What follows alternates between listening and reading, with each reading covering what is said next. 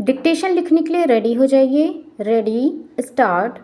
भाइयों, आखिरकार एक लंबे संघर्ष के बाद, जो कि मुख्य रूप से अहिंसात्मक था और जिसका नेतृत्व ऐसे विलक्षण व्यक्ति ने किया जो अहिंसा और सत्य को ईश्वर का पर्याय मानता था, परंतु स्वतंत्रता के किनारे पहुंचने के अंतिम चरण में भारत को खून की नदी में से होकर गुजरना पड़ा और यह नदी भारतीयों ने ही खोदी थी तथा इसमें भारतीयों का ही खून बह रहा था। अभूतपूर्व पैमाने पर लोगों का निष्क्रमण हुआ।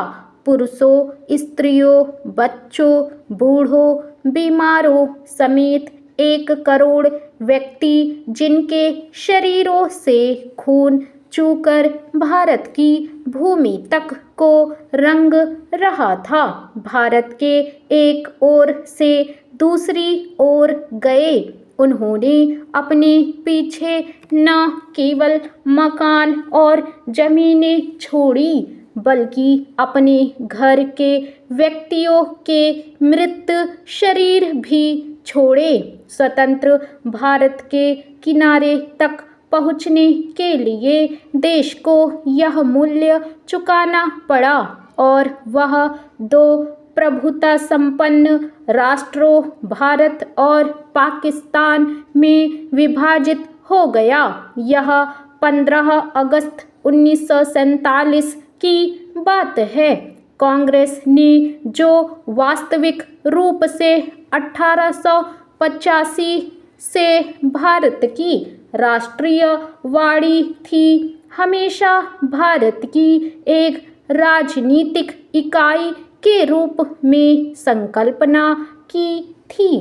कांग्रेस को अंत में भारत का विभाजन स्वीकार करना पड़ा। वैसे तो यह स्वीकृति सहमति से दी गई थी, परंतु वास्तविक रूप में देखा जाए तो यह ब्रिटिश शासकों द्वारा पिछले कई दशकों से उत्पन्न की गई परिस्थितियों के दबाव के कारण था। फूट डालो और राज करो की नीति पहल अलीगढ़ मुस्लिम कॉलेज की स्थापना के साथ शुरू की गई। एक दूसरे के बाद आने वाले 3 ब्रिटिश प्रिंसिपलों ने पृथकता का विचार मुस्लिम नेताओं और छात्रों के मन पर बैठाया। सर सैयद अहमद को विभाजनमूलक विचारों को फैलाने के लिए उनसे हर प्रकार की मदद मिली। हम यह नहीं कहेंगे कि इसमें हिंदुओं का कोई दोष नहीं था, जो मुसलमानों से सामाजिक स्तर पर अलगाव बनाए रखते थे और आर्थिक दृष्टि से उनका शोषण करते थे। अलीगढ़ कॉलेज के अधिकारियों को अपने उद्देश्य की पूर्ति के लिए उपजाऊ भूमि मिली। यह सब कुछ पिछली शताब्दी के अंतिम वर्षों में हुआ। इन्होंने सोच समझकर राष्ट्रीय मुसलमानों की उपेक्षा करने की नीति अपनाई।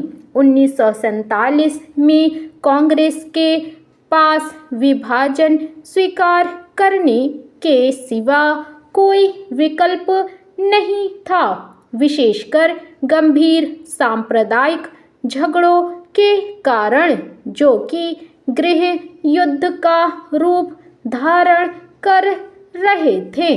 जिन्ना ने यह सुझाव भी दिया कि सांप्रदायिक आधार पर आबादी की अदला बदली की जाए। शायद यह बेहतर समाधान होता, क्योंकि इससे शायद वे क्रूर कृत्य न होते जो बहुत लंबे काल तक पड़ोस में रहने वालों के साथ उनके पड़ोसियों ने किए। विभाजन को स्वीकार करते हुए कांग्रेस ने 15 जून 1947 को दिल्ली में एक प्रस्ताव पास किया जिसमें अंतिम बार भारत की मूलभूत एकता का आग्रह किया गया था। इसमें कहा गया था, पिछली 2 पीढ़ियों के श्रम और बलिदान की नहीं, बल्कि भारत का विस्तृत इतिहास और परंपरा भी इस मूलभूत एकता की साक्षी है। भाइयों, भूगोल, पर्वत और समुद्र ने भारत के स्वरूप का निर्माण किया है। कोई मानव संस्था इसके आकार को बदल नहीं सकती और न ही उसके अंतिम लक्ष्य में बाधक बन सकती है। आर्थिक परिस्थितियों और अंतर्राष्ट्रीय मामलों की लगातार मांगों के कारण भारत की एकता और भी आवश्यक हो गई है। भारत के जिस चित्र को हमने अपने दिलों में संजोया है, वह सदा हमारे दिलों और दिमागों में रहेगा।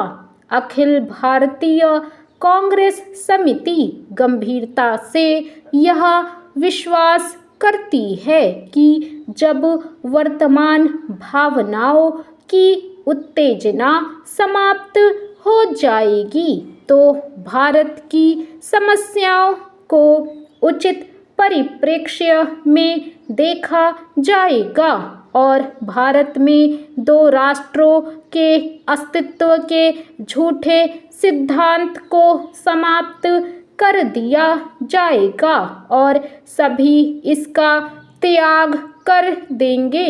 सामान्यतः राष्ट्रीयता जातीय, भाषाई अथवा भौगोलिक तत्वों पर आधारित होती है, परंतु इस्लाम का अलग अस्तित्व है जो अन्य धार्मिक वर्गों में मिश्रित नहीं होता। 55 वर्ष की स्वतंत्र धर्मनिरपेक्ष राष्ट्रीयता के बाद आज भी कई जिम्मेदार मुस्लिम नेता दावा करते हैं कि मुसलमान अलग राष्ट्र है।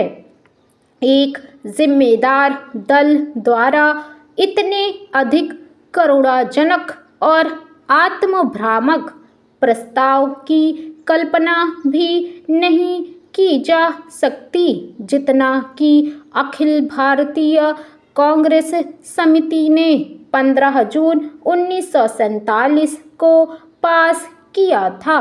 सभी नेता थक चुके थे और बूढ़े हो रहे थे। आदर्शवाद की जिस ज्वाला ने उन्हें 26 वर्ष पूर्व प्रेरित किया था, उसका जोश ठंडा होने लगा था। कांग्रेस का विकास सदा ही बदलते नेतृत्व के माध्यम से हुआ था, परंतु पिछले 25 वर्षों में वही नेता कांग्रेस की सत्ता संभाले हुए थे। उनके व्यक्तित्व और उनके त्याग ने उनको जो ख्याति प्रदान की थी, उनको जो बल प्रदान किया था, उसको कोई युवा नेता चुनौती देने का साहस नहीं कर सकता था।